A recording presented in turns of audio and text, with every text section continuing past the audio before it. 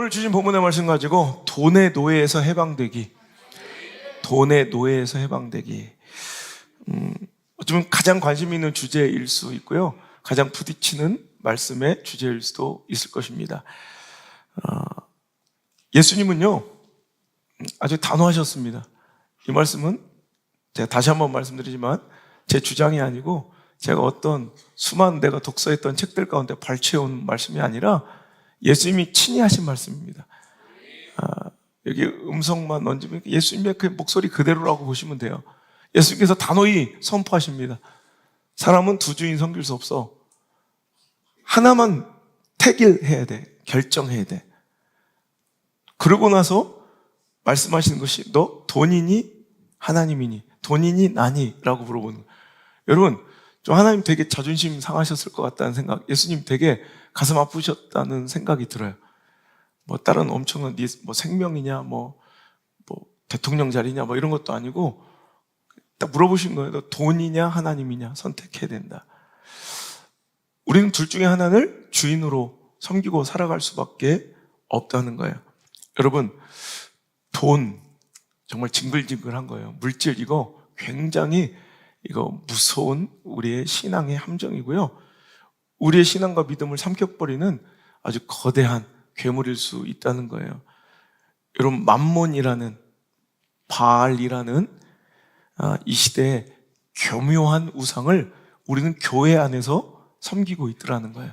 우리는 이 맘몬의 우상에 대해서 이 경계심 별로 없는 것이 차라리 절에 가서 부처한테 절을 한다면 우리가 막 끔찍하게 생각할 수 있는데 이 맘몬이라는 우상은 너무 교묘하게 위장하고 우리 안에 신앙 안에 들어와 있어서 그것이 우상인 줄도 모르고 아니 내가 지금 우상 숭배 중인 줄도 모르고 맘몬 신앙에 빠져 있는 사람들이 있더라는 거예요. 여러분 잘 생각해 보면 여러분 여기 누구가 한번 물어볼게요. 여러분 각자의 단점 연약함들이 있으시죠? 그죠? 다들 있으시죠? 또 내가 참 끊지 못하는 참 징글징글한 중독들이 있으시죠? 이거 안 물어볼게. 있긴 있죠. 그죠? 어떤 사람은 그게 술일 수도 있고요. 담배일 수도 있고요. 그러니까 지금 자꾸 대답이 사그러지는 것들은 이게 뭔가 이렇게 지금 찔리니까 그러는 거예요. 근데 다 그래요. 어떤 사람은 게으름일 수도 있어요. 게으름이 아주 중독되어 있는 사람이 있어요. 술에 중독된, 음란에 중독되어 있는 사람들이 있어요. 자, 그런데 이것들과 돈의 확연한 차이점이 뭔지 알아요? 그것들은 중독되어 있다는 것을 내가 인정할 줄 알아요. 그러니까 내가 끊지는 못할지언정 내가 그것에 빠져 있고 내가 그것에 지금 얽매여 있다는 거, 내가 옥죄어 있다는 거, 내가 결박되어 있다는 걸 내가 인정은 해요. 알아요. 제가 자각한다고. 근데 놀라운 것은 탐욕은 내가 탐욕에 중독되어 있다. 난 탐욕스럽다라고 고백하는 사람은 제가 목회 가운데 만난 적이 없어요. 전 탐욕스러워요가 아니라 다들 저마다 각자 내 상황에서 필요한 것 구하며 열심히 노력하고 있다고 생각하지 어느 누구도 자기 자신이 탐욕스럽다고 생각한 사람이 없어요.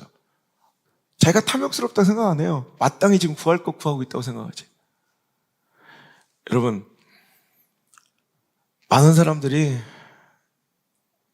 음란도 술도 도박도 그 중독과 죄성을 인정하며 잘 인지하기 쉽지 않은 게으름도 인정할 때가 있어요. 그런데 탐욕만큼은 내가 인정하지 않아요.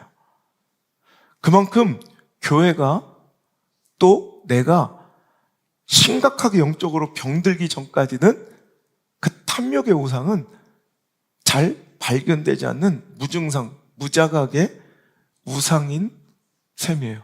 굉장히 무서운 거예요. 그러니까 우리가 침묵의 암살자라고 부르는 온갖 자각이 있으면 뭔가 이렇게 통증이 있으면 그것 때문에 검사라도 받게 되잖아요. 얼마 전 저랑 아주 친한 우리 제 아우 사역자 하나가 두통이 너무 심해서 병원에 갔다가 이제 뇌종양인 것이, 뇌암인 것이 이제 발견돼요. 함께 이제 울면서 막 기도하기로 했는데 이런 것들은 차라리 감사한 게 발견되잖아요. 근데 무증상, 무자각의, 그러니까 침묵의 암살자처럼 딱 발견됐을 때는 이미 늦는 그런 우상들이 바로 탐욕이라는 거예요. 그러니까 아무도 내가 탐욕스럽다고 생각 안 해. 그런데 한국교회 목회자들 상대로 얼마 전에 조사를 해봤어요. 교회와 성도를 망칠 가장 위험한 잠재적 우상이 무엇인가라고 물어보는 조사가 있었거든요. 불과 얼마 전에 목회 데이터 연구소에서 12월부터 1월까지 많이 물어봤어요. 목사들 622명을 물어봤는데 그 중에서 무려 62.2%가 한국교회 또 내 자신에게, 우리 성도들에게 가장 위험한 잠재적 우상은 돈이라고 답했어요. 그러니까 우리는 아무도 자기 스스로는 탐욕스럽다고 생각하지 않고 난 돈을 우상으로 섬기지 않는다고 생각하는데 실은 가장 교회와 우리 신앙을 망칠 수 있는 잠재적 우상의 1위가 돈일 수 있다는 거예요. 이 비슷한 조사를 몇 년 전에 또 미국에서 한 적도 있어요. 미국은 개신교 목회자 1000명을 대상으로 조사했는데 거기는 1위가, 우리는 62.2%로 돈이 나왔잖아요. 근데 미국은 67%가 1위가 안락함, 그러니까 편안함을 추구하는, 편리함을 추구하는 것이 우리 인생의 가장 잠재적 우상이며 영적 위기일 것이다 라고 고백을 했다는 거예요. 그러니까 특히 우리 한국 성도들, 한국 교회가 정말 오늘 이 말씀을 주의 깊게 듣고 정신 차려야 될 것이, 한국인이 이 만몬의 우상에 빠질 위험성이 가장 높다는. 요즘에는 주요 대학의 좀 좋은 강의들을 우리가 직접 가지 않아도 청강으로, 이렇게 도강으로, 영상으로 이렇게 볼 수 있어서 요즘 되게 좋아요. 그래서 제가 이제 가끔씩 이렇게 미국 대학들의 수업들, 강의들을 이렇게 듣는 게 몇 과목 있는데, 그 중에서 요즘에 굉장히 핫한 필라델피아 펜실베니아 주립대학의 샘 리처드 교수가 되게 한국에 관심이 많은 분이에요. 이분이 강의하는 중에 이런 얘기를 하더라고요. 미국의 퓨 리서치라는 조사기관에서 선진국들만, OECD 국가들만 대상으로 해서 당신 인생의 가장 중요한 밸류, 가치는 무엇입니까? 라는 질문을 해봤어요. 뭐 건강도 있고, 가족도 있고, 돈도 있고, 명예도 있고, 권력도 있고, 뭐 자기 가치관, 뭐 여러 가지가 있었어요. 친구 막. 근데 놀라운 사실은 그 강의 중에 있는, 강의실에 있는 모든 학생들이 다 이것저것을 골라. 거의 대부분이, 이 미국 쪽 학생들은 거의 다 대부분이 가족이에요. 그리고 건강, 또 이게 또 다른 유럽 쪽 친구들도 친구 아니면 가족, 건강, 이런. 유일하게 한국 학생들만 딱 돈이라고 봐요. 한국 학생들만 딱 돈이에요, 1위가. 가장 가치 있는 밸류가. 근데 한국 사람들이 막 되게 속되다 하는 게 아니라, 물어보면 그 가치관은 같아. 그 돈을 왜 그럼 제일 가치 있게 생각하냐 물어봤더니, 그 돈 가지고 뭐 하려고 했냐 물어보면 대부분이 가족을 지키려고 한대. 그러니까 가족을 제 1순위로 꼽은 미국 학생이나 유럽 학생들이나 돈을 꼽았지만 그 목적은 돈을 통해 누구를 지키려고? 내 사랑하는 가족이 중요하다는 거예요. 근데 이 마인드가 굉장히 위험하다는 거예요. 그러니까 우리는 내 미래와 가족의 미래의 안전과 안위를 보장하는 가장 믿을 만한, 신뢰할 만한 것이 뭐라고 생각한다는 거예요? 한국 사람들만 유일하게 돈이 있어야 내 미래가 보장되고 내 가족들은 안전하다고 생각하는 굉장히 위험한 생각을 하고 있다는 거예요. 그러니까 오늘 우리가 예수님께서 말씀하신 너 하나님이 네 주인이냐, 돈이 네 주인이냐 물어보는 거, 말도 같지 않은, 우리 누가 여기서 돈이 주인이라고 얘기하겠어요? 우리 이번 2023년도 표가 뭐예요? 여호와를 자기 하나님으로 삼은 백성은 어떻게 이렇게 잘 알아? 어쩐지 자기들이 그럴 수가 없는데. 여러분, 여호와를 하나님 삼으라고요. 하나님이 우리 주인이라고요. 그런데 자꾸 오늘도 우리는 굉장히 인생을 성실하게 진지하게 살고 있다는 착각 속에서 그 미래를 위해서, 내 사랑하는 가족을 위해서, 내 앞날을 위해서 오늘도 우리는 돈이 있어야 생각하며 하나님을 신뢰하기보다는 뭘 더 의지한다고요? 돈을 더 의지하는 성향이 한국인에게는 다분하다는 거예요. 옛사람 리처드 교수는 한국인들의 이 독특한 이런 역사적 배경과 의식 구조를 통해서 비슷한 동양인들을 쭉 몇십 명 세워놓고 한국 사람들을 다 찾아내는 그런, 왜냐하면 한국인들만의 이 아주 고착화되어 있는 가치관들이 있어요. 그러니까 우리는 지금 신앙생활 하면서 이곳에서 교회 안에서 만몬신 갖다 놓고 하나님 대신 그 우상을 섬기고 있는 자들도 여기는 꽤 많다는 거예요. 오늘도 여러분의 인생을 책임지고 나의 앞날을 보장하고 내 자녀를 지키고 내 소중한 가족을 보호할 수 있는 것은 돈입니까? 하나님입니까? 선언하셔야 돼요. 돈입니까? 하나님입니까? 여러분, 왜 이렇게 예수님은 돈에 대해서 민감하며 우리에게 이렇게 극단적인 선택까지 강요하시면서 돈에 대해서 우리가 경각심을 가지기를 원하실까요? 여러분, 돈을 좋아하고 돈을 사랑하는 문제는 여러분, 이 탐욕의 문제거든요. 이 탐욕은요, 실은 우리가 어떤 사람의 개인적 성향이라고 느낄 수 있잖아. 저 사람 좀 욕심이 많아. 저 사람 좀 열정이 많아. 저 사람 여기 말로 뭐지? 애살이 있어. 일본 말로 야릇기가 있어. 막 이렇게 뭔가 그 사람의 뭔가 진취적이고 도전적인 성향으로 이해할 수 있지만 성경적으로 신앙적으로 이해하면 여러분 탐욕은 우상이에요.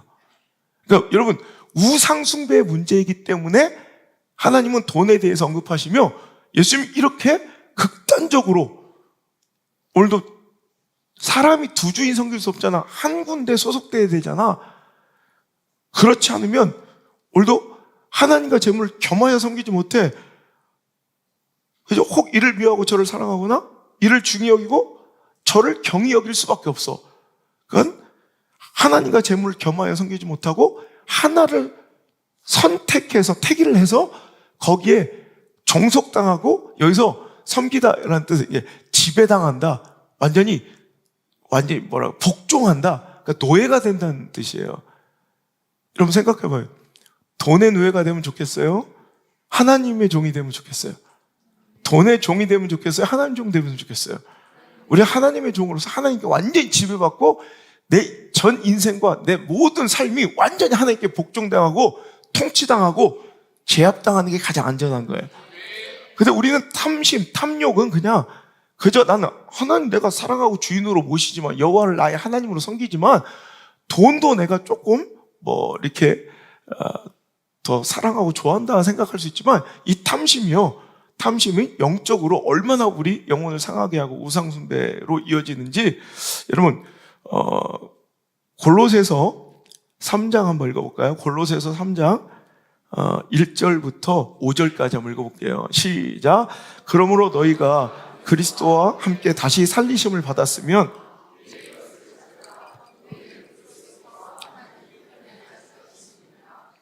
위의 것을 생각하고 땅의 것을 생각하지 말라.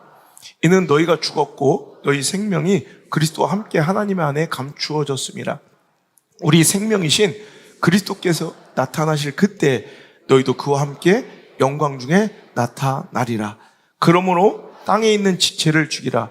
곧 음란과 부정과 사욕과 악한 정욕과 탐심이니 탐심은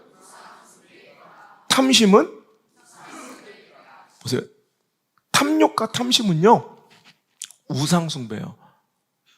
그죠? 그러니까 우리 우상숭배하면 안 되잖아요. 근데 우리는 쉽게 생각하는 나의 마음속에 죄라고 인식조차 안 하고 자각도 없는 영적으로 찔리지도 않고 죄의식도 없는 이 탐욕과 탐심은 실은 우상숭배라는 거예요. 에베소서 5장 5절에도 시작.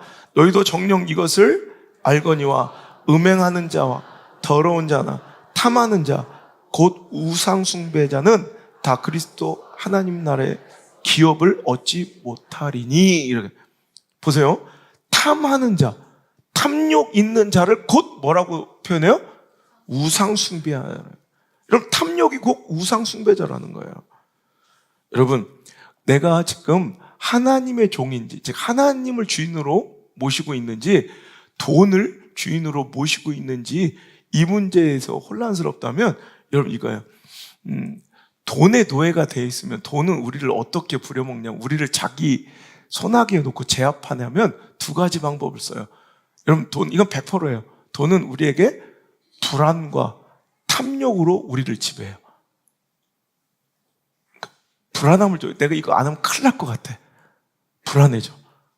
그 불안해지면 그 불안을 해소시키기 위해서 뭐예요? 막 더 쌓아두고 더 움켜야 되고 더 가져야 되고 더 모아야 되고 막 뭔가를 막 어떻게라도 오늘 쉬지 못하고 막 미친 듯이 뭘 해야 돼.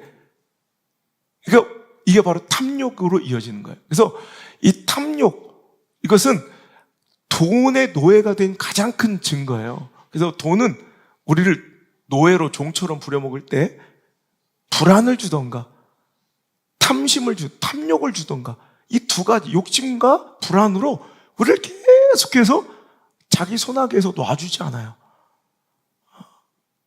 잘 생각해. 내 인생을 점검, 내 경제관을 점검해보면 100%예요, 이거. 여러분, 유명한 영국의 철학자 알랭드 보통이라고, 여러분 얼마 전에도 우리나라 와서 손석희랑 대담도 하고요. 우리 언론 매체에도 많이 등장하는 이런 스탠퍼드 출신의 뭐 작가이면서도 아주 철학자인데, 이 알랭드 보통, 왜 한국인이 당신을 이렇게 좋아하는 것 같습니까? 베스트셀러도 많이 나왔으니까. 그랬더니 그가 자기 이름이 좋아서 그렇다고. 한국인들은 보통을 좋아하는데 자기 이름이 어디너리 알랭드 보통. 하여튼 뭐 그런 얘기를 한 적이 있어요. 하여튼 자기가 그랬어요. 자기가 영국식 유머예요. 영국식 유머. 알지도 못하면서. 영국 사람들이 그건 배를 잡고 웃어요. 막 이틀 동안 웃을 얘기인데. 하여튼 이 알랭드 보통이 얼마 전에 철학 에세이집을 썼는데 책 이름이 불안이에요. 불안. 근데 여기서 유명한 얘기 여러분 들어보셨을 거예요. 불안은 욕망의 하녀다. 들어보셨죠? 이거 우리가 왜 불안한지 알아요? 욕심이 있어서 그래요. 탐욕이 있어서 그래요. 탐심이 있으면 우리가 우상 숭배하잖아요. 그럼 불안해져요. 하지만 하나님을 주인으로 섬기지 않아요? 평안해져요. 그러니까 뒤에 오늘 말씀 뒤에 걱정과 염려의 이야기가 나오는 게, 불안의 이해가 나오는 게 바로 그거예요. 또 뭘 먹을까 뭘 마실까 왜 이렇게 두려? 이건 이방인들이 하는 거다. 이게 우상 숭배라고 얘기하는 거예요. 하나님께 내 전 인생을 맡긴 그분의 통치권 안에 그의 나라가 임하신 자들은 걱정과 염려가 없어요. 평안함이 있어요. 하지만 오늘도 돈을 주인으로 섬기며 돈의 노예가 된 사람은 여러분, 주인도 난폭한 주인이 있고 뭐 되게 인자한 주인이 있을 거 아니에요. 뭐 노예 제도 상에서 가정하에 어떤 주인은 막 상을 줘서 다루는 사람이 있고 어떤 주인은 막 채찍으로 다루는, 하여튼 일 부려먹는 게 그의 목적이라면, 근데 여러분 정말 잘 선택하셔야 되는 게, 돈이란 놈은 우리의 상전이 되잖아요. 반드시 우리한테 뭘 가지고 우리를 완전히 꼼짝 못하게 만들어? 불안, 그리고 탐욕, 탐심 줘서, 욕심 주고 불안 줘서 우리를 꼼짝 못하게 그 손아귀에 있게 만든다고요. 그러니까 오늘 여러분 염려가 많고 뭔가 그래서 뭔가 안달복달하고 욕심이 있다면 그게 바로 지금 내가 돈의 노예가 돼 있다는 얘기예요.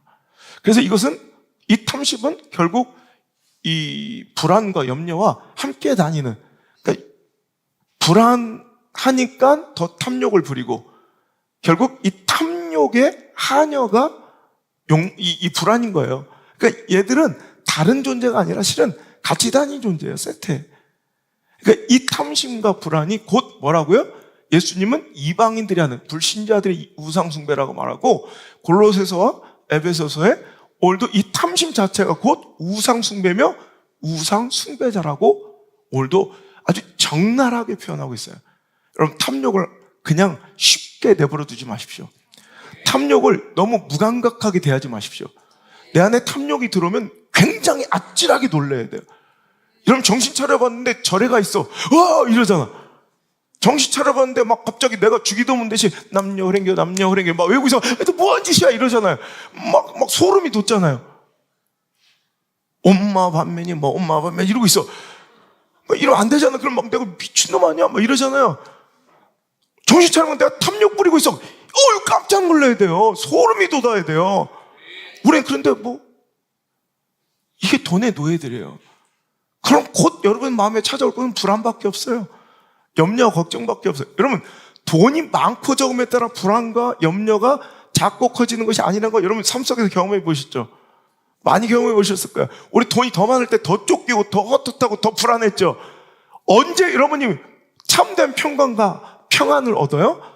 하나님 안에 은혜 가운데 거해서 내 마음이 그분이 막 차지해 가실 때, 즉 여호와를 자기 하나님 삼았을 때 참 평강이 오더라는 거예요.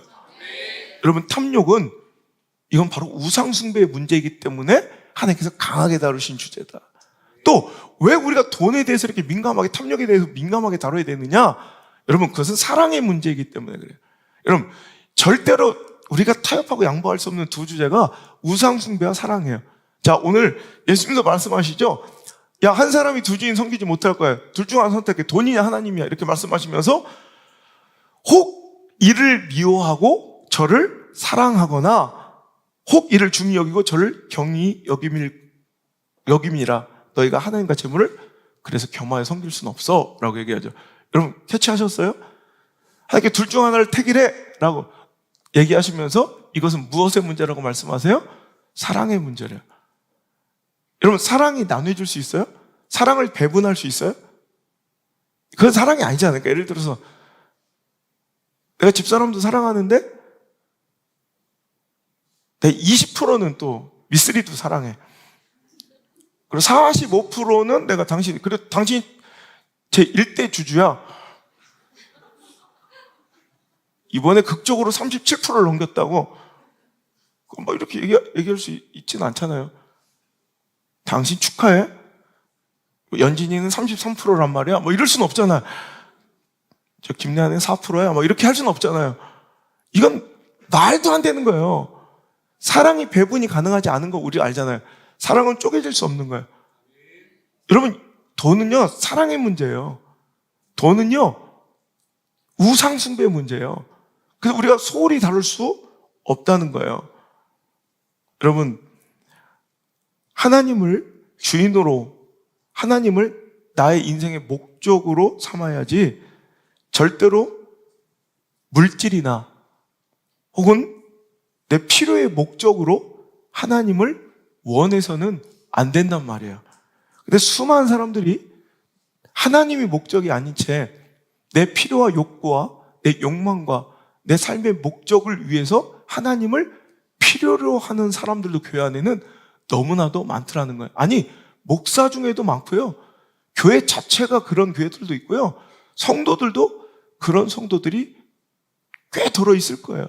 그래서 그런 것들을 오히려 부추겨주고 오히려 그런 것들을 자극해주고 그런 욕망을 더 끌어내주면 그 교회는 숫자적으로 엄청나게 성장할 수 있어요. 그걸 한국 교회는 자꾸 부흥이라고 불러요. 여러분 늘 얘기하죠.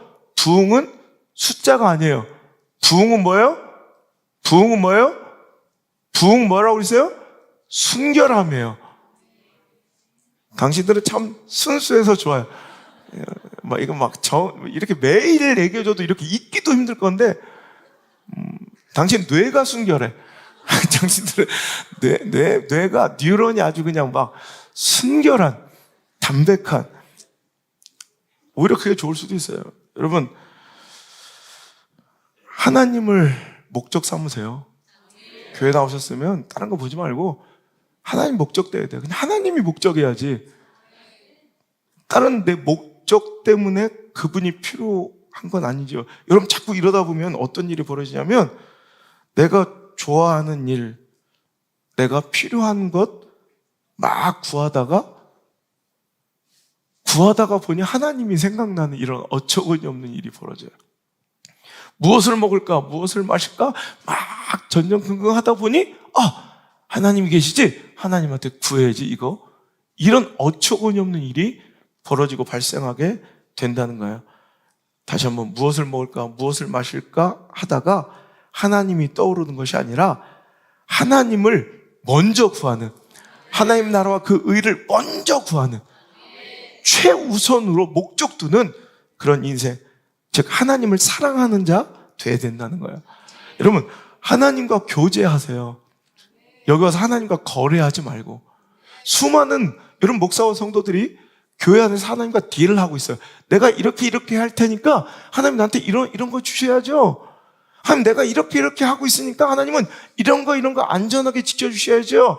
하나님 내가 오늘 주일 성수 안 하고 내 11조 띵겨 먹으면 하나님 나 이렇게 할 거잖아요. 이거 우상숭배예요. 이거 신앙 아니에요. 그런 것 때문에 교회 나와 있고 그런 것 때문에 주일 성수하는 거 아니에요. 근데 이것 때문에 내가 이렇게 주일 나오고 이런 걸 막 간증하는 사람들, 이게 한국교회 병폐예요. 이건 신앙이 아니에요. 이건 신앙 자체가 아니에요, 이건.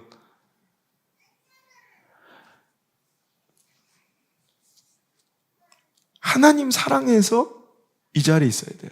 그냥 뒤에서 계속 나오겠지만 그냥 하나님이 나의 주야. 그냥 하나님이 내 목적이야. 하나님 내 필요가 아니야. 하나님 나의 목적이야, 그냥. 그러니 예배가 가능한 거고요.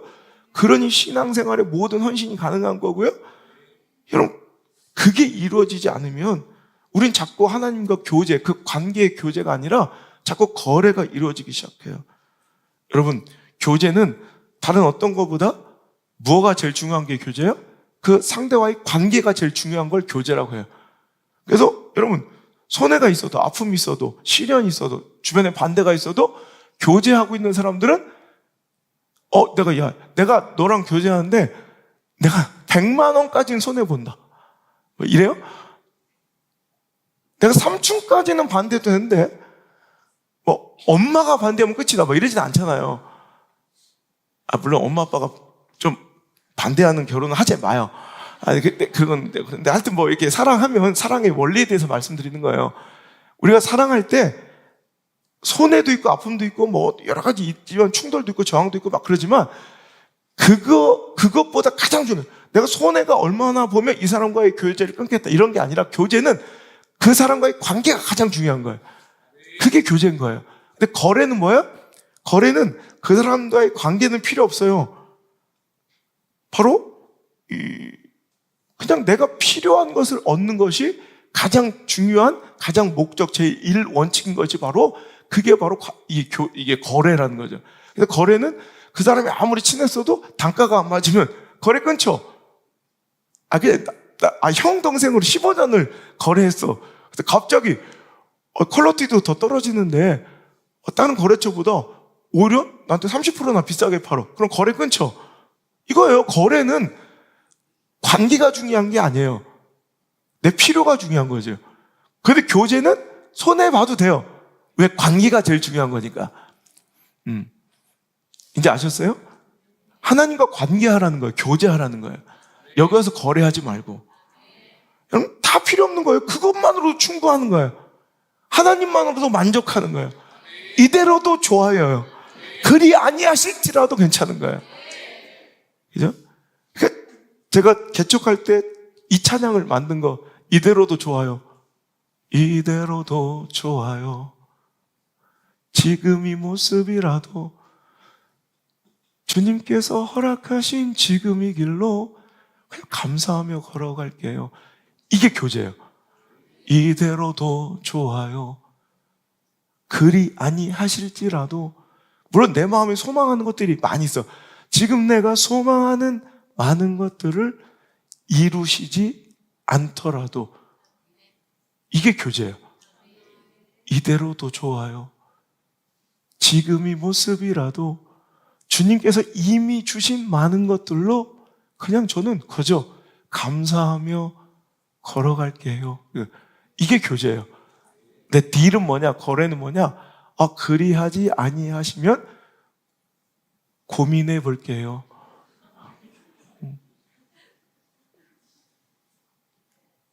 내 인내심의 선을 넘지 마세요. 하나, 둘. 엄마 객관적인 거 알지? 그죠? 여기까지 참는다. 엄마 인생에 3번은 없는 거 알지? 너 몇 번이야? 2번이야? 지켜보고 있다. 이러면 안 되잖아. 이건 거래예요, 거래. 근데 우리가 하나님을 자꾸 그렇게 돼요. 여러분, 다 필요 없는 거예요, 사랑은. 관계는 다 필요 없는 거예요. 주님만 계시면, 그분이 나의 목자 되어주시면, 나의 하나님 되어주시면, 나의 주가 되어주시면, 그것으로 만족하는 거예요. 여러분, 그냥 탐욕은 우리가 그냥 내 성향이 좀 욕심이 많은 성향이에요, 뭐 이렇게 치부할 게 아니라 심각한 영적인 타락이고 변질이에요. 그래서 여러분, 하나님 사랑해야지 돈 사랑하면 안 된다는 거예요. 무슨 얘기인지 아시겠죠? 그 디모데전서 6장 10절에 이런 말씀이 나오죠. 돈을 사랑함이 일만하게 뿌리가 된다. 돈을 사랑하고 있는 거예요, 우리는. 그러니까 사랑의 문제니까 안 된다는 거예요. 오늘 여러분, 하나님을 사랑하십시오. 그럼 여러분, 돈을 사랑하면 거꾸로 어떻게 돼요? 돈과 교제하면 어떻게 돼요? 돈이면 다 돼요. 다 필요 없어. 여러분, 거꾸로 하나님이고 은혜고 말씀이고 필요 없어. 이게 하나님이 되면 되게 멋있는 말인데 다 필요 없어. 난 그냥 돈에 올인할 거야. 여러분, 그래가지고 뭐 이상한 일들 벌이는 사람들 많죠. 뭐 끔찍한 일들 벌이는 사람 많죠. 돈이면. 우린 이해 안 되는. 얼마 전에도 복역하고 나와서 편의점에서 돈 20만 원 훔치려고 그 편의점 점주를 평생을 성실하게 일했던 그분을 막 몇십 군데를 찔러서 죽이고 도망친. 우린 이해가 안 되잖아요. 그죠? 그러니까 돈을 사랑하면 돈의 노예가 돼요. 그거 안 하고는 못 사는 거야. 다 필요 없는 거야. 돈 몇 푼 내 손에 쥘 수 있다면 무슨 일이든 할 수 있는 이런 끔찍한 자들이 바로 돈의 노예예요. 오늘 여러분, 오늘이 이 말씀이 여러분의 돈의 노예로부터 독립기념일이 되고 오늘부터 여러분들이 아름답게 돈으로부터의 나의 해방일지를 써나가는 그런 멋진 그런 시작이 되었으면 좋겠습니다. 하나님은 돈에 대해 침묵하지 않으세요. 그래서 성경에서 기도 굉장히 중요한 가치잖아요. 근데 기도에 관련된 말씀 성구가 무려 한 500번 정도 나와요. 그리고 두려워하지 말라, 평안하라, 이런 말씀 구절이 혹자 어떤 것까지 포함시키냐에 따른데 300번 이상 나와요. 어떤 분은 감옥에서 제가 성경을 읽다 보니까 두려워하지 말라고 쳐봤더니 365개가 나왔대. 그래서 365일 두려워하지 말아야 된다. 뭐 이런 얘기 했는데, 뭐, 어디까지, 모르겠 한 300번 이상은 나와요. 제가 시험보니까 300번 이상은 나와. 기도가 500번. 두려워하지 말라 300번. 근데 여러분, 돈에 관련된 말씀 몇 번 나온지 알아요? 2350번 이상. 그러니까 돈에 대해서 침묵하지 않으시고요. 돈에 대해서 계속 말씀하시는데, 여러분, 근데 착각하면 안 돼. 돈에 대해서 이렇게 많은 구절을 할애해서, 많은 부분을 할애해서 하나님께서 말씀하시니까 우리는 여기에 돈이 이렇게 중요한 가치이니 여기서 돈 벌 방법을 찾아라가 아니에요. 이건 끔찍한 해석이에요. 돈이 이렇게 신앙의 하나님과의 관계와 교제에 정말 위험한 함정이고 두려움이니 경계해서 돈의 노예가 되지 말라. 그리고 돈으로부터 자유하고 하나님을 선택하라는 말씀이지, 성경에 돈 얘기가 많으니 성경에서 돈 버는 비결 배우라가 아니에요.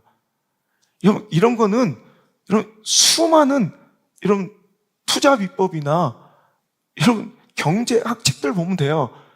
왜 성경에서 하나님께서 그렇게 끔찍하게 하나님과 경쟁하여 경쟁 구도로 둘 정도로 위험한 우상이라고 피력해진 그 돈을 성경에서 그 돈 버는 비결을 가르치고 배우고 앉아있냐고요.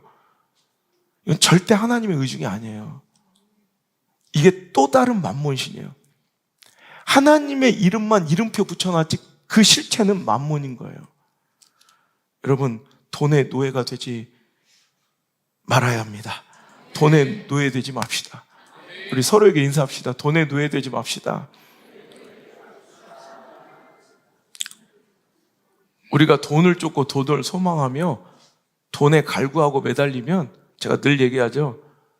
그럼 그 돈이란 놈은 우리의 아주 사악한 주인이 되어 나를 노예로 부려먹기 시작해요. 그러니 이제 돈보다 하나님을 소망하십시오. 먼저 무엇보다도 그분을 구하고 먼저 그분을 생각하고 내 삶의 가장 많은 생각과 관심이 하나님께로 모두어지면 하나님은 그 모든 나의 필요를 채워 주신다는 거예요.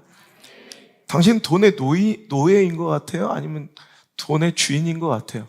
여러분, 우린 돈의 주인이 돼야지. 돈은 여러분 그 목적 자체가 그거예요. 수단과 도구예요.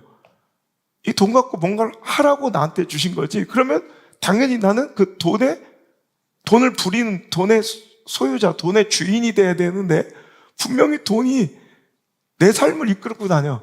그 돈의 노예로 살아가는 사람이 많아요. 여러분, 돈의 노예 되지 말고 돈의 주인 되세요. 그럼 여러분, 이거 체크리스트, 여러분 이거 점검하면 돼요. 그러니까 돈의 주인들은, 그러니까 돈의 노예 되지 않는 사람들은 이거 난 드릴 수 있는가? 이게 주인이에요. 내가 잘 쓸 수 있는가예요. 난 쓸 수 있는 거 써야. 이 돈은 수단과 목적이라니까, 도구라니까. 수단과 방법이야. 그냥 수단과 도구야. 그러니까 내가 쓰고 있으면 내가 주인인 거야. 그리고 만족할 수 있는가, 감사할 수 있는가, 이거 보면 돼요. 돈의 주인들이에요. 돈의 노예가 아니라. 또 하나, 돈에 의해 내가 흔들리지 않을 수 있는가. 이게 돈을 부리고 살아가는 돈의 주인들의 모습이에요. 돈이 부르면 가고 막 돈 때문에 흔들려. 그건 돈의 노예인 거죠. 돈을 쓸 줄 몰라. 그럼 돈의 목적인, 원래 목적인 수단과 도구로서의 가치를 잃어버리니까 난 돈의 노예예요. 그냥 그리고 돈에 자족하거나 감사하는 마음이 없어. 이런 건 돈의 노예예요. 자, 이제 이 말씀을 하나씩 풀어드릴게요. 첫 번째, 돈의 노예로부터 해방되기. 빠밤. 1번. 돈을 잘 부리고 있습니까? 돈을 잘 쓰고 있습니까? 여러분, 돈을 즉 수단과 도구로서 내가 잘 사용하고 있는가? 돈의 원래 목적대로 쓸 줄 알고, 버릴 줄 알고, 풀어놓을 줄 알고, 흘려보낼 줄 알아야 한다는 거야. 근데 여러분, 돈의 노예들은 쓰고, 흘려보내고, 나누고, 여러분 드릴 줄을 몰라. 여러분, 노예 근성의 가장 대표적인 모습이 뭔지 알아요? 노예들은 나누지만, 노예가 여러분 기부하는 거 봤어요? 노예들은 나누거나 기부가 없어요. 드릴 줄 몰라. 그냥 자기는 노예는 공급받는 100% 공급만 받지 노예가 뭘 나누진 않는다고요. 여러분, 돈의 노예들은 쓸 줄 몰라요. 그런 나눌 줄 몰라요. 드릴 줄 몰라요. 이게 돈의 노예예요. 흘려보낼 수 없어요. 이게 돈의 노예예요. 여러분, 그러니까 자꾸 쥐고만 훔치고 있는 게 노예예요. 그럼 뭘까요? 여러분, 이게 자꾸 신앙을 병들이고 타협하게 하는 이유가 되겠죠? 여러분, 제가 얘기했죠. 항상 비겁하고 겁약한 사람들은 뭐예요? 쥔 게 많은 사람, 잃고 싶지 않은 게 많은 사람. 오늘도 뭔가를 훔치고 오늘도 지키려는 게 많을수록 사람은 나약해지는 게, 이게 모든 가치에 다 통용되는 진리예요. 어떤 분야이든 내가 지키고 싶은 게 많아, 잃고 싶지 않은 게 많을수록 을이 돼요. 약자가 돼요. 여러분, 깡패가 무서운 게 왜 그런지, 저 건달 세계를 잘 알잖아요. 여러분, 건달들이 무서운, 건달들 싸움 못해요. 건달들이 진짜 무서운 건 싸움 잘해서가 아니라 걔들은 잃을 게 없는 게 그게 무서운 거예요. 뭐 어차피 밑바닥이니까 잃을 게 없어. 여러분, 일반인과 깡패들과의 싸움은요, 일반인들은 자기 몸을 어떻게 해요? 지키려고 싸우니까 막 방어할 때가 많아. 그게 약한 거예요. 깡패들, 우리는 내 몸을 지키려고 싸우는데 깡패는 어떻게 해요? 막, 왜 그걸 쥐 몸을, 우리는요, 왜 싸우다가, 전 진짜 솔직히 그래요.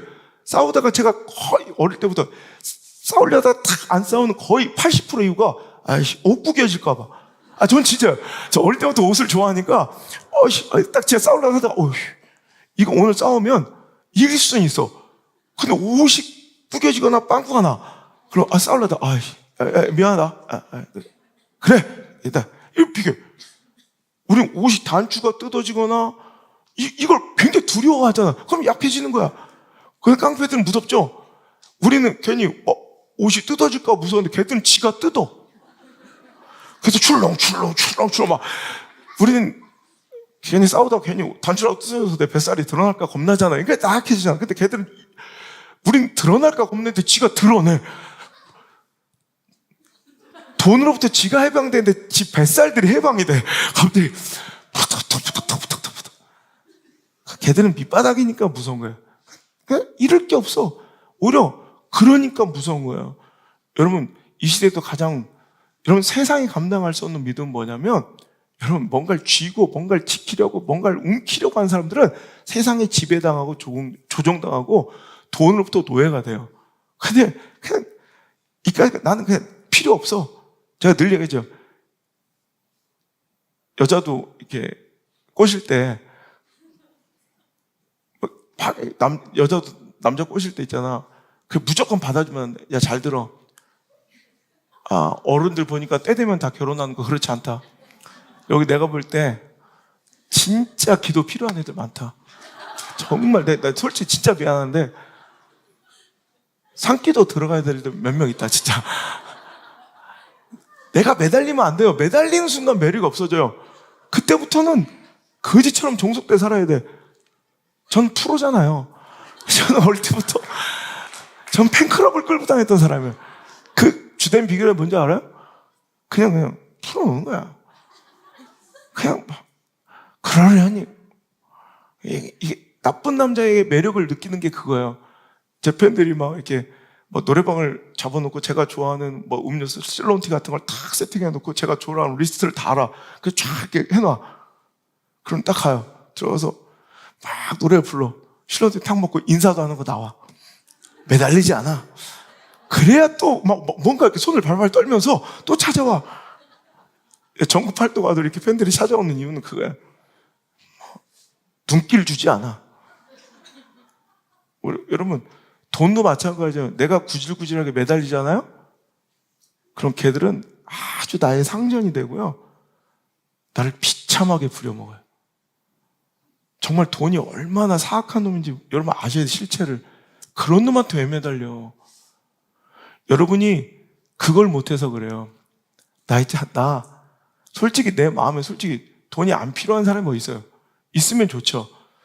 그런데 여러분 제 목회 일상 중에 한번 제 간증들 아시잖아요. 개척부터 지금까지 어떻게 돈을 여러분 일부러 찾아온 놈도 거절해. 아니 됐어. 너 없어 살아. 제가 요즘에 가장 좀 간증 받는 게 작년에 제가 제주도에서 집회하고 있다가 전화 한 통 받았는데 미국 어셈블러브가 하나님의 성회에서 전체 목회자 성회 강사로 와달라는 거예요. 그때 제가 얼마나 울었는지 몰라요. 펑펑. 왜냐하면 제가 개척했을 때 진짜 밥을 굶고 보일러를 못 틀고 우리 안드레는 기저귀도 못 채우고 집사람 만삭이 되어서 또 어떻게 또 사랑은 또 풍만했는지 안드레 젖대자마자 또 안성주가 생겨가지고 내가 그거 알겠더라고. 가난한 후진국들이 왜 애를 많이 낳는지. 없는 집에 제사 자주 온다고 이놈 거 진짜 돌아서면 또 애배고 막 그래 돌아서면. 그때 만삭이 된 배를 끌어안고 애는 기저귀를 못 채우고 그런데 연락이 온 거예요. 우리 교회를 소망 있는 교회로 뽑혀서 한 달에 $2,000씩 준다고. 몇 년 동안을 지원해 줘. 이러면 얼마나 큰 돈이에요. 지금 제 사람이나 맞먹는 돈인데 정말 가슴이 뛰었는데 제가 정작 거기 가서 관계자 만나면서 그랬어요. 정말 감사합니다. 개척한 성도도 없는 개척교회 전도사인데 이런 모습 속에서 소망 있는 교회로 봐주신 게 얼마나 내가 막 소망이 없어 보이는데 소망이 있다니까 너무 감사하다. 물론 난 소망이 있는 거 알지만 다른 사람 눈에 그게 비칠 줄 몰랐지. 안 들키려고 애를 썼거든요. 난 진짜 소망이 있다는 걸 안 들키려고 애를 썼는데도 들키대. 근데 이 대사 워딩 그대로 했어요. 저를 소망 있는 목회자로, 전도사였어요. 소망 있는 전도사로, 우리 교회를 소망 있는 교회로 봐주셔서 감사합니다. 그런데 소망 있는 교회가 왜 사람의 도움을 받아야 합니까? 이 돈 가지고 저는 괜찮으니까 소망 없는 교회들을 좀 도와주십시오. 그리고 돌아서는데 그 전전날 우리 집사람이 임신해가지고 사과가 먹고 싶다고 그렇게 울었던, 그때 사과를 못 사줬던 그때요. 돌아서는데 너무 눈물이 나는 거예요. 내 눈물이 그렇게 큰 줄 몰랐어요. 그 밑에 세면 바닥이었는데 눈물이 진짜 이만해요. 눈물 세면 바닥에 툭툭 떨어져. 근데 지금 딱 20년 만에 그 어셈블 오브가 하나님의 성의 미국 총회 굉장히 큰, 전 세계 가장 큰 교단인데 거기 목회자, 전체 목회자, 강사로 와달라고. 얼마나 감사해요. 이거예요. 내가 그리고 어떤 할매가 우리 교회 대출을 해서 500만 원을 헌금을 갖고 왔어. 개척시에. 내가 직접 친히 가서 그냥 농협 가서 다시 넣어줬어요. 안 받는다고. 그리고 우리 보일러도 못 틀고 사는 걸 보고 다른 교회 어떤 안수집사가 저한테 50만 원을 갖고 왔어요. 제가 그분한테 정중히 이렇게 얘기했어요. 주의 종은 동정의 대상이 아니라 섬김의 대상입니다. 저를 동정하지 마십시오. 목사님 아닙니다. 근데 아닙니다. 받는 사람이 제일 잘합니다. 당신의 눈에는 동정이 있습니다. 그래서 돌려보내요. 이게 실은 지금 50만 원, 저한테 지금 5천만 원보다 큰 돈이에요. 여러분, 돈이라는 게 이래요. 내가 계속 거절하잖아요, 저를? 그럼 걔가, 저 인간 뭐지? 그러면서 자꾸 나한테 관심을 둬. 알아, 나를 보고 있는 거. 돈들이 나한테 오는 걸 알아. 그런데 나는 그걸 모른 채 해. 창문에 걸터 앉아서 모든 돈들이 나한테 오는데도 나는 관심 없는 척 창밖을 바라봐. 어느새 내 옆에 다 와 있어. 여러분, 돈을 쫓아다니면 당신은 매력 없는 돈의 노예가 되어 돈한테 불임을 당해요. 평생 돈이 시킨 대로 해야 돼. 하지만 여러분, 하나님의 뜻과 원칙대로 돈을 버리세요. 내려놓으세요. 나 너 가지고 없어도 살아. 나 하나님만 계시면 돼. 이 선포를 하셔야 돼, 진짜. 여러분, 입이 아니라 진짜 한번 해보시라고요. 이건 경험하지 못하면 죽을 때까지 이거는 평생 가야 돼. 제가 돈 때문에 구질구질하게 살아요? 아니죠. 깊숙이 몰라도 여러분 대충은 알 거 아니에요. 하고 다니는 짓거리 보면 대충은 알 거 아니에요. 제가 돈 때문에 구질구질하게 살아요? 아니잖아요. 왜? 오히려 돈의 노예가 되지 않으니까 그래요. 생각해봐. 여러분, 지금 돈 때문에 힘든 사람들 잘 생각하면 언제가 돈에 굴복했던 사람들이에요. 그 상황 때문에 돈에 굴복했던 사람들은 끝까지 돈 때문에 여러분 불행하고 비참하게 살아요. 우리 자녀들도 잘 들어.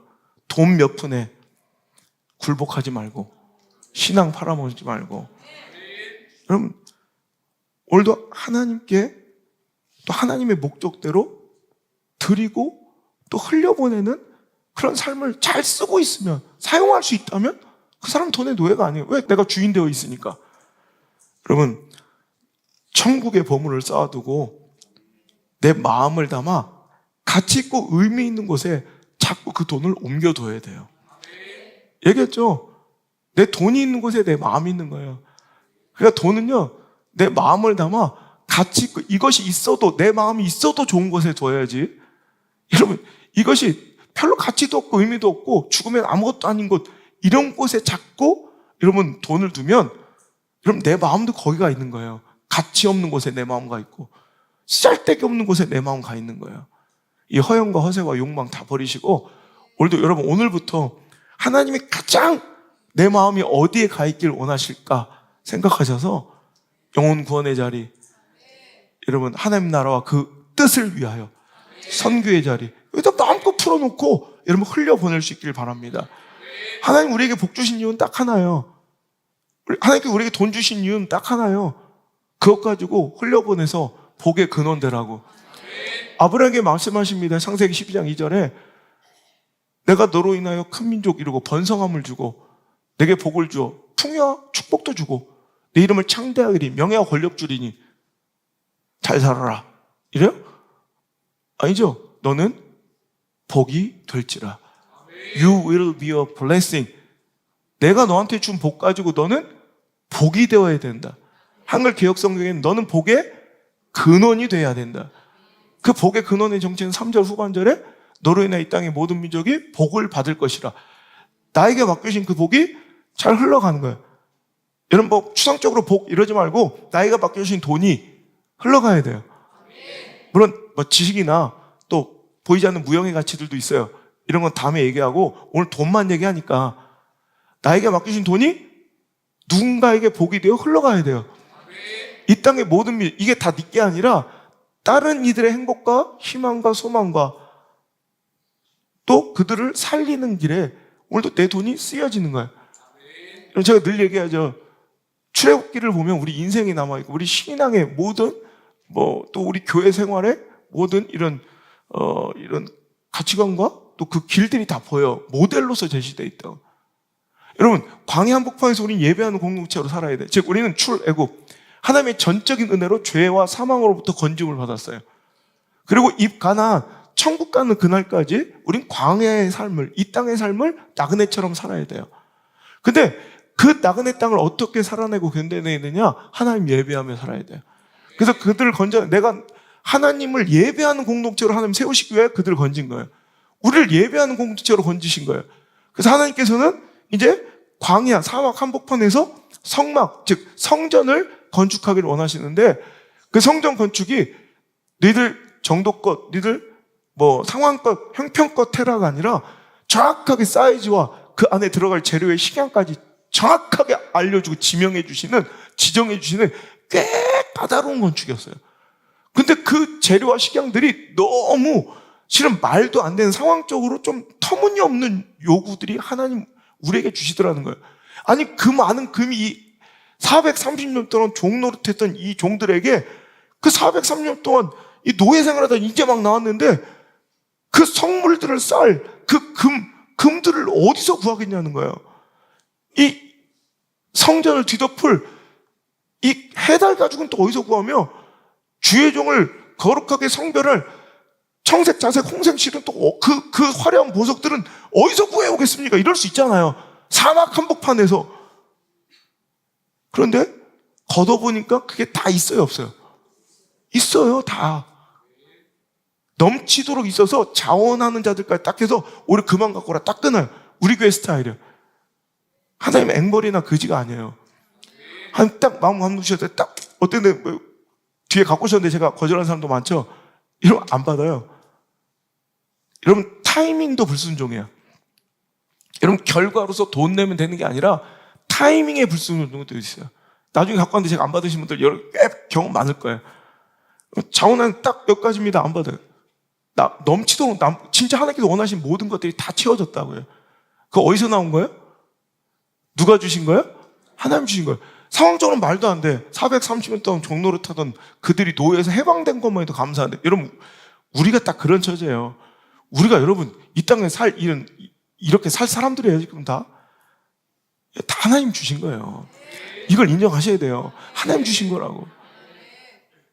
모세에게 그냥 나오지 말고 이스라엘 백성들에 선언하라.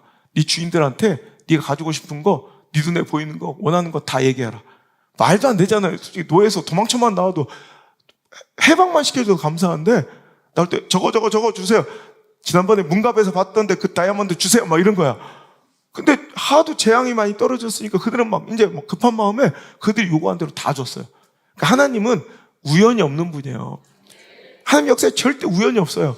필요 없는 파트가 하나도 없어요. 그래서 하나님 나라엔 쓰레기통이 없다고. 버릴 게 없어요. 다 아주 왁구가 정확하게 맞는 전 영화 보다가 제일 딱 꺼버리는 영화들이 있어요. 이게 흐름 전개가 뭔가 왁구가 안 맞아. 스토리 전개가 되게 좀 이게 뭐 억지야. 그럼 저는 안 봐요. 작가가 되게 무능한 거고 그 작가는 이 열정이 없는 거예요. 그런 영화보다 딱 끊어버려요.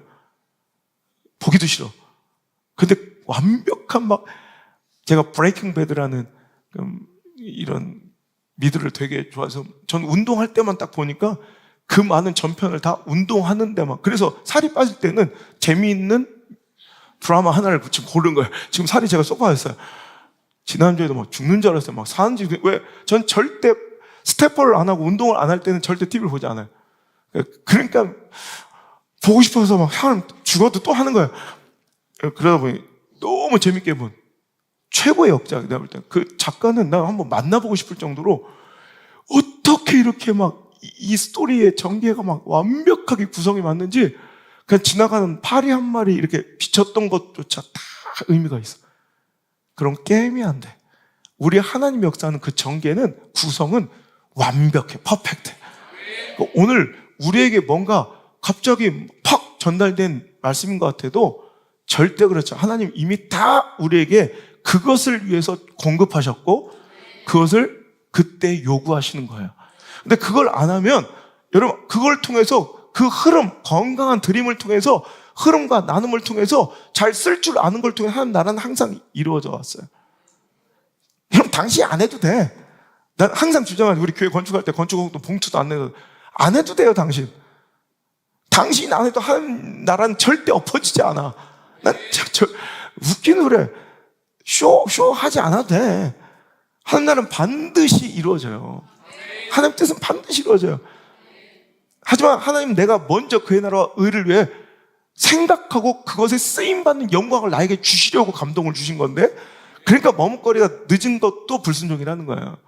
무슨 얘기인지 아세요? 근데 그것들이 하나님의 뜻대로 다 사용돼서 하나님의 뜻도 나라도 하나님의 목적도 이루었지만 그렇지 않고 그러라고 주신 그 귀한 금은 보석, 금이 다른 목적으로 쓰인 때도 있어요. 광야에서. 뭘로 쓰였어요? 뭐 만드는데? 금송아지 만드는 데 쓰일 때도 있어요. 그러니까 이게 하나님의 목적대로 잘 사용되지 않는 물질은 돈은 실은 우상이 되어 버린다는 거예요. 원래 여러분 잘 쓰십시오. 돈은 어찌 보면 도구와 수단으로서만 가치가 있는 거고 돈은 어찌 보면 그 목적을 잃어버리면 그건 그냥 보이지 않는 숫자일 뿐이에요. 통장에 있는 숫자일 뿐이에요. 저는 하나님께 항상 그래요. 많이도 주시지만 잘 쓸 수 있게 해달라고. 저는 어릴 때 전 저축 많이 해요. 진짜 막 밥을 굶어도 저축을 해요, 저는. 그리고 하나님께 축복 주시니까 더 많이 해요. 왜 그런 줄 알아요? 저는 꿈 같은 소리 하는 게 싫어요. 우리 개척 20년 전부터 있었던 우리 백여사 집사 다 맨날 들었을 거예요. 당신은 꿈을 꾸는데 그럼 그 꿈을 위해서 지금 뭘 하고 있냐 제가 항상 물어봐요. 전 그때부터 그 꿈을 위해서 그 선교를 위해서 전 그때부터 저축을 해와요. 여러분 많은 사람들이 이런 선교를 하고 이런 꿈을 꿔요.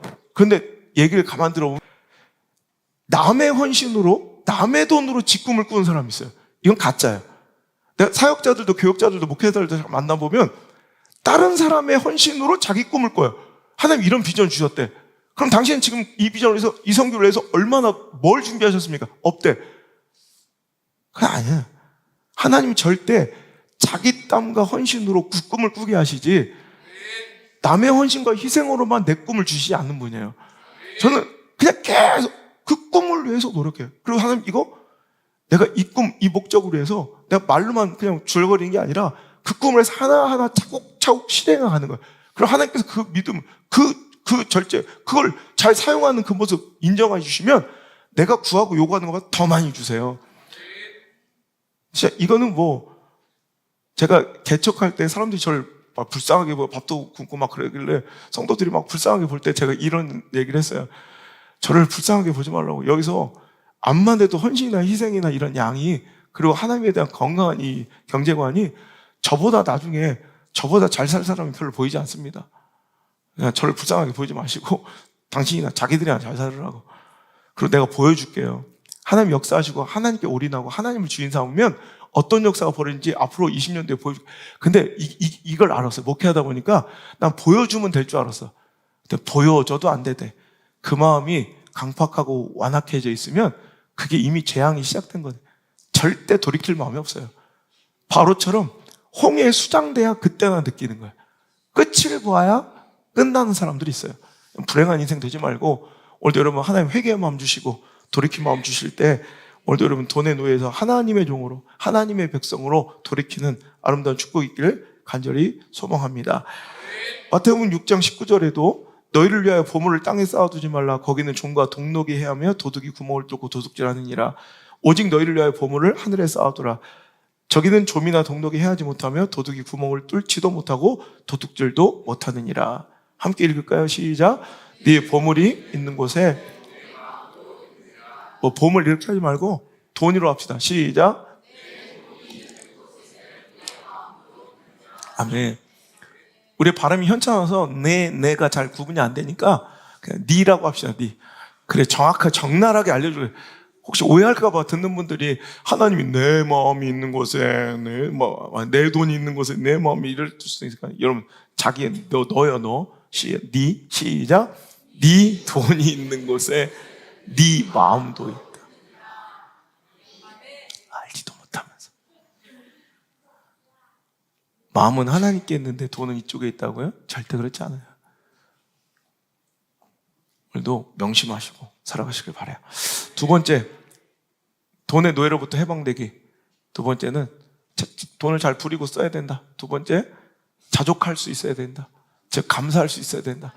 어떤 상황 처지에도 여러분 돈 때문에 불평하고 원망하면 이건 돈의 노예예요. 자족하는 법을 배워야 돼요. 여러분 보세요. 돈은 얼마나 주면 여러분 만족할 수 있을 것 같아요? 얼마 정도 벌면 이제 원 없이 벌었다. 원 없이 벌었다. 뭐 이럴 것 같아요. 얼마 벌면 만족할 것 같아요? 얼마 벌면 스스로 자족할 수 있을 것 같아요? 돈 얘기하니까 천박해 보여요? 아니요, 돈 얘기 자꾸 해야 돼요. 해서 제대로 가르쳐 줘야 돼요. 왜냐하면 돈의 위치가 당신의 삶 속에서 제대로 정립되어 있지 않으면 여러분 돈의 정체성이 당신의 사고와 삶 속에서 정확하게 여러분 정립되어 있지 않으면 당신 큰일 나요. 당신 하나만 큰일 나면 되는데 당신 자녀들이 평생 돈의 노예로 살아요. 저는 우리 아버지 목회 보면서 너무도 많이 그 부모의 실수 때문에 부모가 돈의 노예가 되니까요, 그 자식은 자연스럽게 거기에 여러분 존속돼 버리더라고요. 노비의 자녀들도 노비인 거 아시죠? 조상님들 얘기 못 들어봤어요? 여러분의 증조할머니 고조할머니 3월이 언년이 돌쇠 할아버지한테 물어보세요. 니들도 큰일 날 뻔했다. 여러분 보세요. 그 노예가 되면, 노비가 되면 그 자식들도 노비예요. 저 이런 끔찍한 모습 되게 많이 봤어요. 걔들이 선택할 건 또 아닌데 그건 극적인 여러분 하나님의 은혜와 화해가 이루어지지 않으면 죽을 때까지 돈 하나 살아요. 여러분 얼마면 만족할 수 있을까? 만족 못해요. 우린 지금 여러분 터무니없는 지금 내 수준 환경 속에서 절대로 벌 수 없는 그 돈을 생각하면 이 정도 만족할 수 있을 거라고 마음속으로 지금 생각하고 있을 거예요. 근데 실상 당신이 그 자리에 오르면 절대 당신은 만족하지 못해요. 그렇게 살아보신 분이 저한테 얘기해 주셨어요. 진짜 벌어볼 만큼 제가 다 벌어본 거예요. 그랬더니 만족 안 되더래. 진짜 그런 분이 얘기해 주셨어요. 소개해 드릴까요? 솔로몬 씨예요. 우리 솔 장로님이 전도서란 책에서 이런 말씀하셨어요. 5장 10절 볼까요? 시작. 은을 사랑하는 자는 은으로 만족하지 못하고 풍요를 사랑하는 자는 소득으로 만족하지 아니하나니 이것도 헛되도다. 아멘. 돈 사랑하는 사람이 돈으로 만족할 수가 없대요. 절대로. 여러분, 그러니까 돈 사랑하면 안 돼. 돈을 여러분 필요와 그냥 수단으로 도구로만 쓰면 만족이 돼요. 근데 돈을 사랑해버리면 돈은 절대로, 즉 돈이 목적이 돼버리면 죽을 때까지 당신은 쓰지도 못한 채 그것만 매여 살다가 죽는 거예요. 돈을 수단으로 사용하셔야 돼요. 도구로 사용하셔야지 돈을 목적으로 사용해서는 절대로 목적으로 바라보고 사랑해서는 안 된다는 거예요. 여러분, 그래서 자족하는 법을 배워야 돼요. 만족은 되는 게 아니라 만족하는 법을 훈련하고 자족하는 법을 배워야 된대요. 그 말씀도 저한테 해주신 분이 있어요. 개명하셨는데 바집사님이라고 바울 목사님이 그런 얘기 하셨어요. 빌립보서 4장 11절 시작. 내가 궁핍함으로 말하는 것이 아니니라 어떠한 형편이든지 나는 자족하기를 배웠노라. 야, 내가 자족하게 되더라가 아니에요. 자족하기를 배웠대요. 자족하기를 배우는 거예요. 여러분, 그래서 우리는 돈을 수단과 목적으로 돈을 사랑하지 않고 자꾸 얼마를 주시든 어떤 형편 주시든 거기서 뭐 해야 돼요? 자족해야 돼요. 여러분, 우리는 자꾸 탐욕을 투자라고, 탐욕이란 우상 숭배를 하나님의 나라를 위해서 쓰기 위한 뭔가 지금 진취적 도전이라고 자꾸 이렇게 포장해서 지 탐욕을 채우기를 되게 좋아해요. 한 명도 내가 지금 탐욕 부리고 있습니다 고백하는 사람 본 적이 없고요. 다 하나님 나라, 그 나라를 위해서 지금 내가 이렇게 뭔가를 열심히 투쟁하고 있는 것처럼 자기 자신을 되게 신앙적 투사라고 표현하지만 실은 굉장히 위험한 짓거리를 하고 있는 거예요. 여러분, 그 자리에서, 그 형편에서, 그 상황에서 만족하고 자족하기를 자꾸 애써 반복해서 훈련하고 연습해야 돼요. 어떤 상황 속에서도 기뻐하고 감사하는 걸 훈련해야 돼요. 그렇지 않으면 내가 자족하지 못한 채 계속 돈의 노예가 되어 끌려가며 죽을 때까지 더 하다가 여러분 허무하고 헛헛한 허망한 인생으로 끝이 나버리게 된다는 거예요. 여러분, 그래서 자족하지 못하는 사람은 기쁨과 감사도 없을 뿐더러 쉼이 없어요. 못 쉬는 거야. 쉬면 죽는 줄 아는 거야. 이게 돈의 노예들이야. 근데 하나님을 주인으로 딱 삼는 순간 그때부터는 여유가 생겨요. 쉴 수 있어요. 잘 수 있어요. 걱정되는 게 있어요. 또 안 그래도 게으른 것들이 죽여버리고 싶을 정도로 게으른 것들이, 이 말씀도 그래, 하나님의 백성으로서 자자, 눕자 하다가 빈곤이 아주 군대처럼 당신에게 찾아와 당신을 삼켜버릴 수도 있어요. 다음 주는 게으름에 관련된 설교를 해야겠다. 이게 설교가 이렇게 어려운 거예요. 하나 또 강조하다 보면 자기 의미대로 해석하니까. 그죠? 여러분, 기쁨과 감사로 오늘 주신 오늘에 만족하시고요. 자족을 자꾸 훈련하시고요. 또 욕망과 탐심에 오늘도 끌려다니며 오늘 쉬지 못했던 인생들이 쉴 수 있는, 여러분 이 예배가요, 이 안식이요, 이 주일이요 얼마나 귀한 건지, 이게 돈의 노예로부터 해방되는 해방일지예요. 이거 못하기 시작하면 죽을 때까지 못해요. 여러분, 자족하는 것은 이것도 성격이 아니라 신앙이에요. 디모데전서 6장 6절 시작. 그러나 자족하는 마음이 있으면 경건에 큰 유익이 있느니라. 이 자족한 마음이 있잖아요. 그럼 경건이 시작돼. 근데 거꾸로 욕망과 탐욕, 욕심이 있는 사람들은 신앙도 이상해지고 시험 들고 은혜도 날려버려요. 희한해요. 여러분, 이 돈이라는 게, 욕심이라는 게 신앙과 전혀 상관없는 내 개인적 성향 같고 캐릭터 같은, 절대 그렇지 않아요. 반드시 경건에, 또 하나님과의 이 신앙에 반드시 결부되어 나를 하나님과 멀어지게 만드는 이유가 될 것이니 오늘 절대로 하나님 선택하고 돈의 노예되지 않길 바랍니다.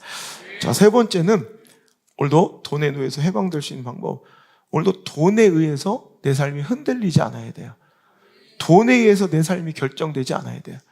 돈에 의해서 내 삶이 규정되지 않아야 돼요. 여러분, 이게 무슨 말이냐면, 돈에 의해서 흔들리지 않고, 돈에 의해서 결정되지 않고, 돈에 의해서 규정되지 않는다는 건 돈이 여러분의 기준이라는 얘기예요. 그러니까 기준이 돈이 되어서는 안 된다는 얘기예요. 우리의 인생의 기준은 하나님이 되셔야죠. 그죠?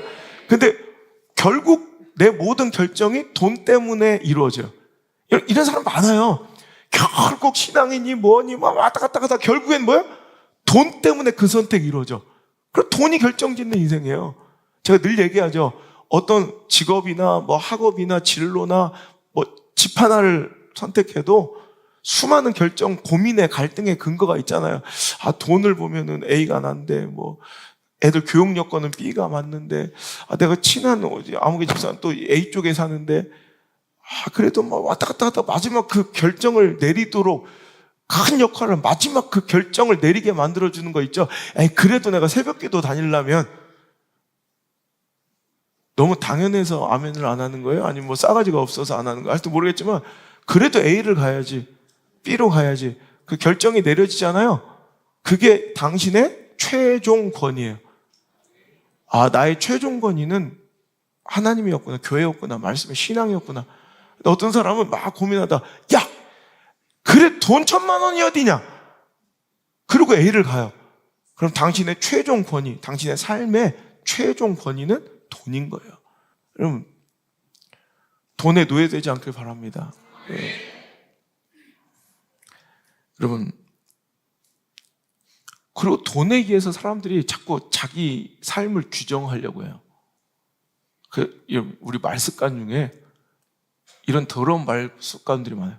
저 집 되게 잘 살아요. 뭘 기준이에요? 돈이에요, 돈. 그 대한민국의 100명 중에 80~90%는 돈 많은 걸, 부자를 잘 산다고 그래. 그럼 부자인 거지 잘 사는 건 별개예요. 그죠? 맨날 부인 두드러 패고, 내가 얘기했잖아요. 우리 옛날에 우리 아버지 목회하실 때 그 동네 조합장네 집에 늦둥이 아들이 있는데, 그 늦둥이 아들은 막 정신이 좀 아프고 안 좋고 막 돌아다니고, 근데 맨날 술집 가서 막 이상한 짓거리 하고 바람 피고 막 엄마는 두드러 패고, 그 아들을 데리고 맨날 다방 다녀가지고 걔는 돈 들고 다니면서 학교 오면 자꾸 여학생들이 가슴팍에다 돈을 막 껴줘요. 자꾸 제 아버지한테 배운 게 그거밖에 없어서 막 진짜 짜증나잖아 생기고. 근데 저 집이 잘 사는데, 우리 동네 제일 잘 살아요. 그래, 내가 볼 땐 제일 못 사는데, 제일 허접한데, 제일 비참한데, 제일 거지 새끼 같은데. 미안, 전국의 거지들 미안합니다. 근데 이게 규정되어 있는 거예요.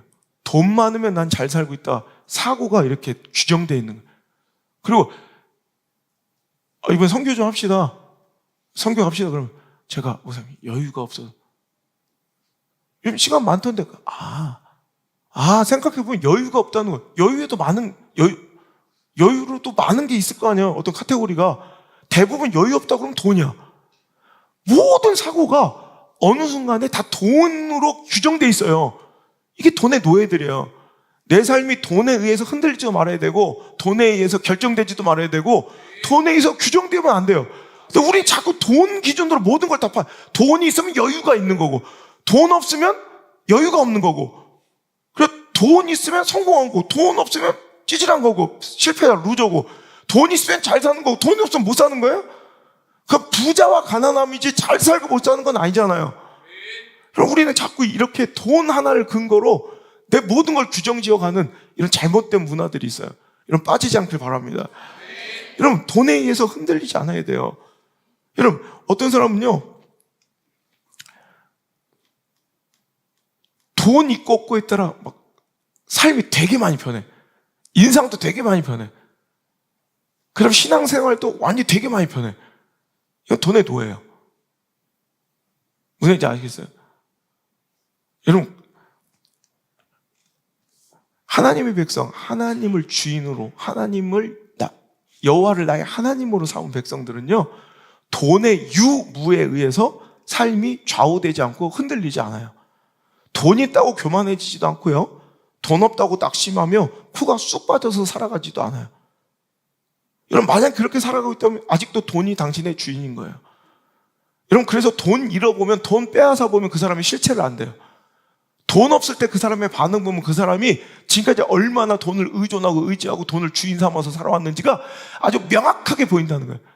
여러분, 돈 뺏겼을 때, 돈 잃었을 때, 그때 반응 잘하세요. 그게 당신의 정체니까, 그게 당신의 믿음이니까. 여러분, 보통 사람들은 돈 자체를 목적으로, 아까도 돈을 사랑하고 살아가기 때문에, 여러분, 가난하다가 갑자기 쫄보가 되면 교만해지게 되고, 막 그냥 세상에 다 지 것처럼 아주 예배 시간에 신앙 가운데 교만을 떨어요. 반대로 부자로 살다가 가난해지면 자기는 막 살 가치도 없는 것처럼 비참하게 여겨요. 여러분, 하지만 참된 믿음의 사람들은 돈보다 더 중요한 것이 있다는 것을 알아요. 그것이 바로 주 예수 그리스도인 거예요. 여러분, 사도 바울이 진정으로 만족하게 된 것, 자기 삶에 진짜 행복과 만족을 느낀 건 언제예요? 예수님을 만난 이후부터예요. 사도 바울은 그리스도 안에 있는 부요함을 알고 찾았고 받았기 때문에 그는 자기가 소중하게 여겼던 것들을 배설물처럼 버릴 수 있게 된 거예요.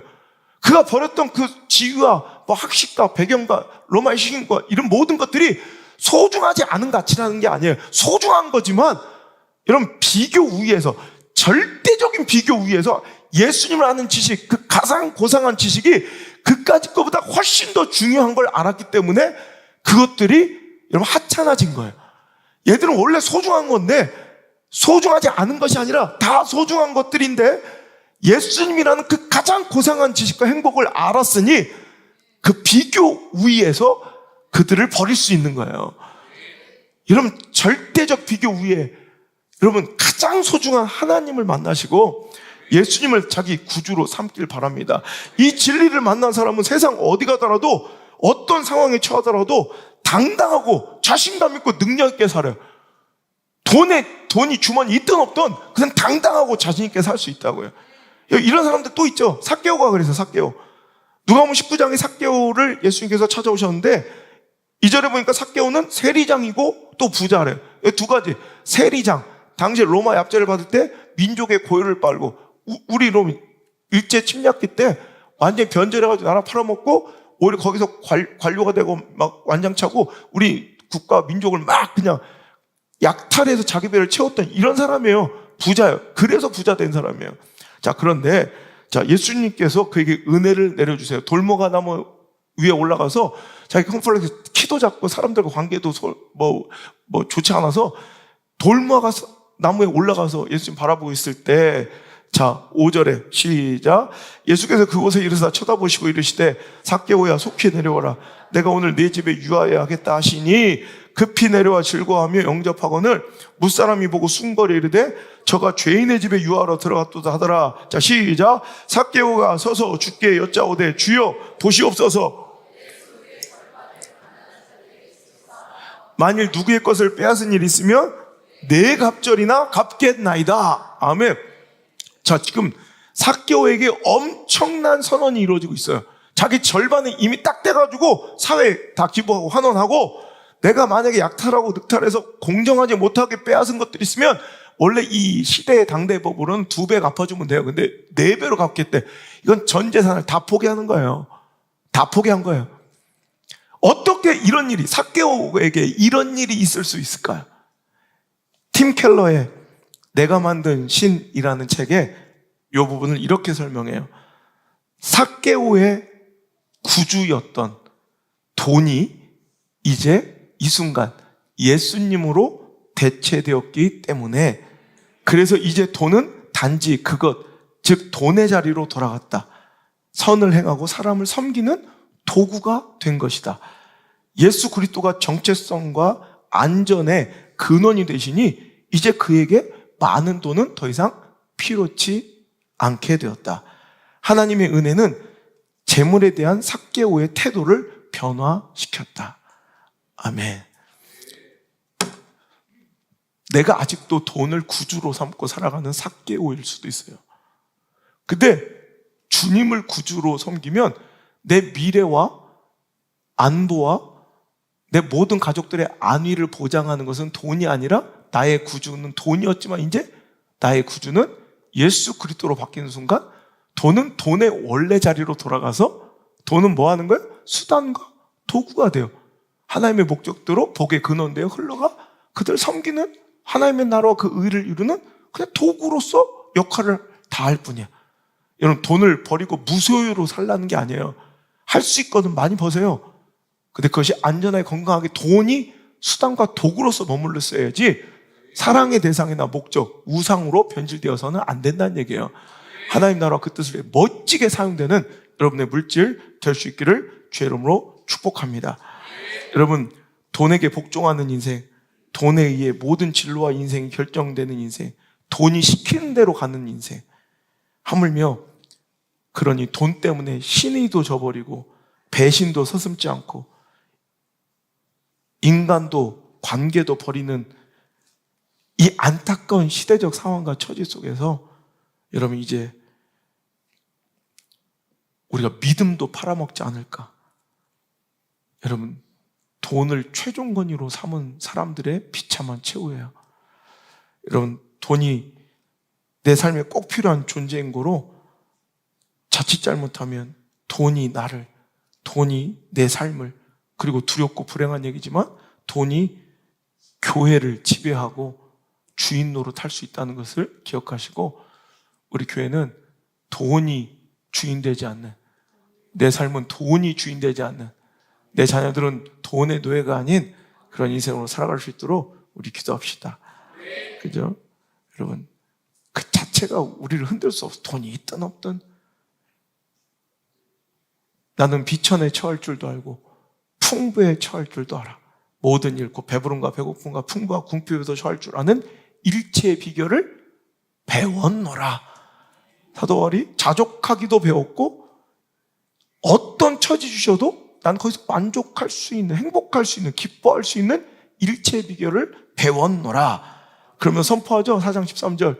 내게 능력 주신 자 안에서 내가 모든 것을 할 수 있느니라. 그러니 여러분, 오해하지 말라고 그랬죠.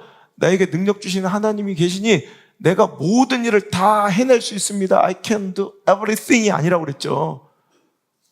어떤 처지 환경에 나를 내던져 주셔도 난 거기서 하나님 시키는 대로 모든 일을 수행하고 하나님 믿음 지키며 살아갈 수 있습니다의 고백을, 우린 돈의 노예가 되어, 이 시대의 번영신앙은 우리 한국엔 굉장히 잘못 가르쳐서, 여러분, 하나님의 능력 받은 우리들은, 하나님의 능력이 임한 우리 교회는 우리가 원하는 모든 것들을 다 할 수 있습니다.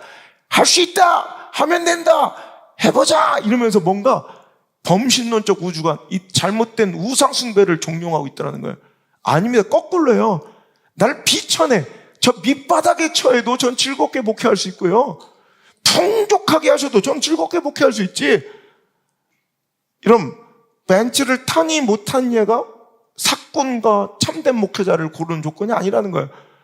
그렇게 큰 영향력을 주시고 대형교회를 하셔도 벤츠를 안 타는 분을 존경해요, 저는. 그 목사님. 그렇지만 안성 목사는 뭐 죄인이 아니다, 더러운 사건이 아니잖아요. 이것들은 뭐야 또? 전 오히려 이런 시골에서도 하나님 보여주신 대로 얼마나 능력 있게 전 세계를 두며 사역할 수 있는지 보여주시겠다고 오늘 하나님 목적으로서 또 주시면 타면 되는 거예요. 뭐 이런 불의함의 골프도 마찬가지예요. 저 몇 년간 죽어도 안 쳤잖아요. 그리고 쳐도 되고 안 쳐도 돼요. 근데 하나님의 목적대로 그것이 영혼 돌보고 양 돌보는데 에너지를 써야 될 걸 다 거기다 쏟아붓고 막 끼리끼리 막 똥배끼리 몰려다니면서 막 이게 아니라, 여러분, 그 현장에서도 복음 전하고 전도하고 그리스도의 사랑을 나누고, 야, 교회가 목사가 저렇게 선한 영향을 끼칠 수 있구나 보여주면 되잖아요. 그래서 이렇게 전도하면 되잖아요. 수많은 영웅 이렇게 전도했잖아요. 그죠? 그러니까 이게 수단이고 도구란 얘기예요. 돈이나 골프나 벤츠나 이게 똑같은 거예요. 이게 선악의 구분이 아니라 이걸 당신은 도구로 잘 사용하고 있느냐. 그럼 없어도 되고요. 있어도 되고. 예를 들어 제가 다시 개척교회를 가서 산속으로 들어가려면 비닐하우스 치고 목회하라면 저 목회해요, 안 해요? 해요. 그런 걸로 내가 이건 흔들리지 않는다고요. 차 타지 말고 너 내일부터 이제 오토바이 타고 다녀라. 그럼 저 목회해요, 안 해요? 기뻐요. 더 잘해요. 집사람 때 못 사고 있는 오토바이를 태워주시면 저 진짜 오토바이 겁나 타고 싶어요, 지금. 이런 게 나를 흔들 수 없다. 그러면 되는 거예요. 여러분, 그렇게 사십시오. 돈 앞에서 비굴하지 말고 당당하고 자신감 있게 지금부터 체크리스트 잘해서 잘 쓰고 흘려보내고, 아멘? 만족하고 감사하고, 그리고 돈에 좌우되지 않는, 규정되지 않는, 결정되지 않는 인생 살아가기로 결단하며 하나씩 체크리스트 만들어서 오늘부터 여러분의 돈에 씀씀이며 여러분 행동들을 점검하시길 바랍니다. 할렐루야. 설교를 1시간 반을 했다. 나도 대단하지만 자기들도 대단하다. 뒤에 찬양 부르는 거 생략. 기도합시다. 하나님 감사합니다. 큰일 날 뻔했습니다. 이건 내 상황인 줄 알고 내 성격인 줄 알았지만 이게 우상숭배였습니다. 이게 사랑의 문제였습니다. 사랑을 배분하며 우상숭배에 빠져 있으면서도 난 하나님 사랑해요. 하나님 사랑. 한 번도 저버린 적 없어요. 착각했던 우리들 정신 차리게 해주신 감사합니다. 탐욕은 우상숭배이며 탐욕은 내가 얼마든지 하나님도 재물도 같이 사랑할 수 있다고 착각했던 사랑의 말도 안 되는 배분의 문제였음을 깨닫게 해주셨습니다. 이제 내 신앙과 경제관을 점검해 봤습니다. 돈을 돈의 위치로 돌려놓게 하여 주옵소서. 하나님 주신 목적대로 돈은 그냥 수단과 도구일 뿐이지 나의 절대 주인 될 수 없음을 고백하게 하시고, 돈 따라가는 인생, 돈이 내 삶의 진로를 결정하는 그 거지 같은 인생 중단하게 하시고, 주신 환경에 돈에 만족하게 하시고, 또 돈을 잘 쓸 줄 아는, 돈을 부릴 줄 아는 돈의 주인 되게 하옵소서. 이제는 주 예수 그리스도의 크신 은혜와 내 아버지 하나님의 놀라운 이 사랑과 나를 필요를 아시고 필요한 모든 것들을 공급해 주실 실수가 없으신 보혜사 성령님의 그 인도하심과 공급하심에 아름답고 신뢰할 만한 손길이 오늘 자리에 나와 돈을 주인 삼지 않고 돈의 노예가 되지 않고 하나님의 백성으로, 여호와를 자기 하나님 백성으로 삼은 아름다운 백성들 머리 위에 이제부터 떠나가지 마시고 1초도 떠나지 마시고 영원토록 함께 계실지어다. 아멘.